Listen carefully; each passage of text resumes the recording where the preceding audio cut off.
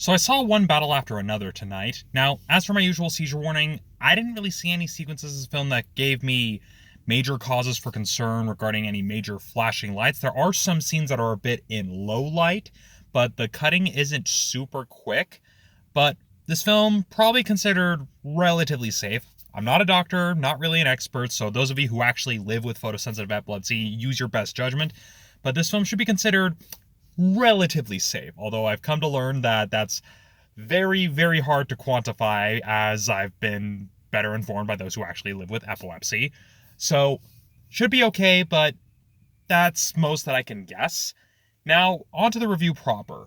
I'll admit, cards on the table, this is actually my first time watching a film by Paul Thomas Anderson, which I know as someone who was a film student in college, that should be considered sacrilege, although I would disagree because there are so many films and only so many hours in the day, and naturally we're going to gravitate towards certain spheres of filmdom. And so that's why I just haven't really gotten around to seeing stuff like There Will Be Blood and some of the other multitudes of films that he is known for.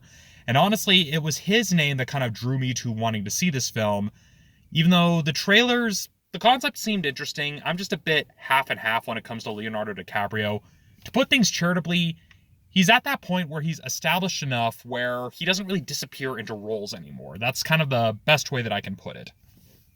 So when it comes to my thoughts coming out of this film, it's complicated. I wouldn't say the film is inherently bad, but I could definitely say that there were some parts of this film I didn't really enjoy. One part is that it really feels like it takes a while for its story to get going. Now, knowing that it's based on a novel, it definitely has a novel-style pace, where it kind of front loads with a lot of detail and then it kind of meanders because it has to convey a lot of information about the story before the story can actually begin, which again, can work in a novel, but in a film, it makes things feel a little bit slow. And to me, it doesn't help that some of our characters aren't exactly the most compelling, at least our main central cast. Some of the side characters were actually pretty interesting, but the characters that were kind of stuck viewing this lens, viewing the story through, they didn't really compel me in a meaningful way. I honestly found a lot of our central characters, mainly the ones played by Leonardo DiCaprio and Sean Penn, relatively unpleasant. But I would argue that might be the point of this film. Many people were discussing about how it was talking about revolutionaries and how it's like trying to send a somewhat positive message, but I would kind of disagree with that assessment. If anything, I would argue that one battle after another is more of an indictment to how short-sighted those who call themselves revolutionaries can be, since all of the problems that befall the central characters are all because of that short-sightedness, where they're focused on being in the moment, but not really thinking about the consequences of those actions or really thinking beyond the initial goals. And I do like how the film kind of tries to juxtapose these older revolutionaries with kind of the newer revolutionaries who are continuing to do the work, as it were, but doing it in a way that isn't about being performative or isn't about feeling the rush of being a revolutionary, but it's just about doing what needs to be done. And that's what you see particularly with Benicio del Toro's character, again, without going into spoilers. And so I did like how the story juxtaposes that, where you have those who were caught up in kind of the rush of being a revolutionary versus those who continue to do the work and are basically, continuing to do what needs to be doing. But that aside, it still feels like it has a very, I would argue, mean-spirited depiction of being a revolutionary as a whole. And kind of, to me, the positive message the film tries to end on feels a bit forced. It feels a bit unearned, where they try to be like, oh yeah, well maybe the next generation will fix things.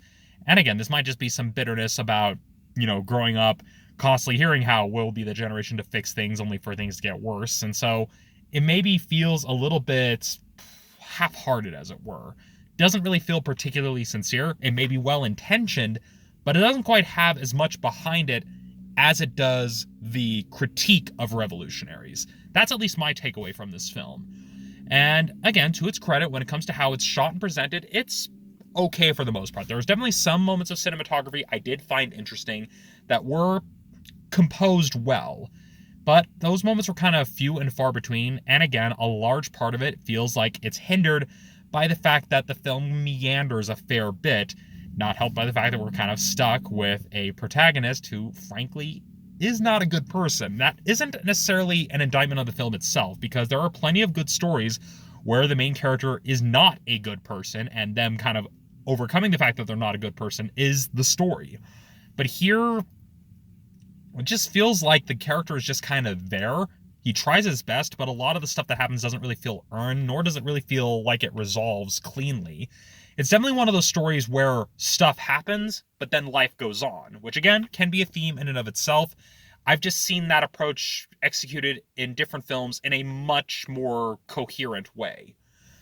All that said, though, if you're more of a hardcore cinephile, you may get a little bit more out of this, and I can definitely see some people discussing some of the deeper themes of the story down the road.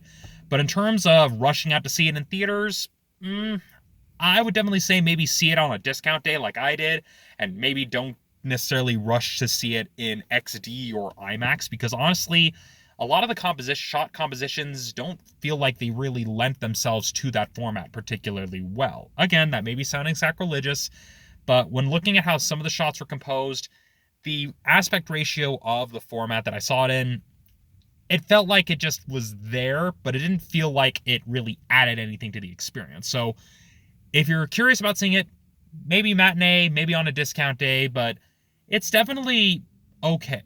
I wouldn't say I enjoyed it per se. I can appreciate some parts of it, but it just didn't really quite hit me the way that I hoped it would.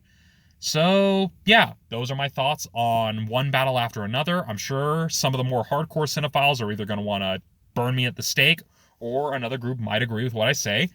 Who knows? You never know when it comes to films like this that aren't really trying to be, entertainment per se, but are more just trying to tell a story that's more morally gray. So, yeah, it's after 10 o'clock at night, so I'm going to stop it here because I am tired. But until then, I will see you all next time.